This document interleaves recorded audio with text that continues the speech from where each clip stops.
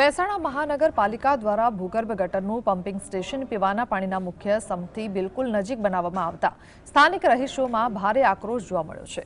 લોકોનો આક્ષેપ છે કે આયોજનથી ભવિષ્યમાં પીવાનું પાણી દૂષિત થવાનું અને લોકોના આરોગ્ય સાથે ચેડા થવાનું ગંભીર જોખમ છે।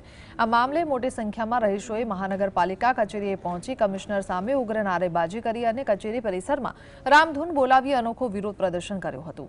લોકોના આક્રોશને જોતા ડેપ્યુટી કમિશનરે હાલ તુરંત આ કામ બંધ રાખવાની ખાતરી આપી મામલો થાળે પાડ્યો હતો।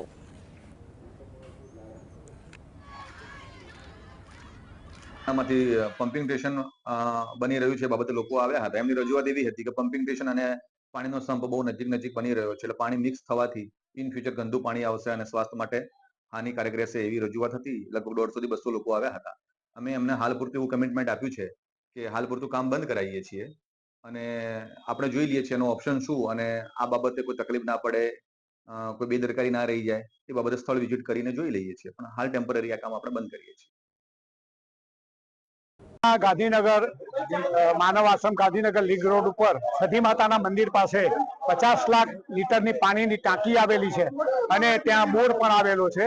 એની જોડે આ મહાનગરપાલિકાએ એક જ કમ્પાઉન્ડની અંદર વોટર ટ્રીટમેન્ટ ગંદા પાણીના નિકાલનો સંપ બનાવવાની વાત કરી છે અને એનું કામકાજ ચાલુ થઈ ગયું છે। 3 દિવસથી લોકો જાગૃત થયા છે। જાગૃત થવા છતાં એમને આ માહિતી મળવા છતાં નગરપાલિકાએ એ કામ ઝડપથી પૂરું કરવા માટેના પ્રયત્નો ચાલુ કરેલા છે, એટલે એનો વિરોધ કરી આજે લોકો ભેગા થયા છે।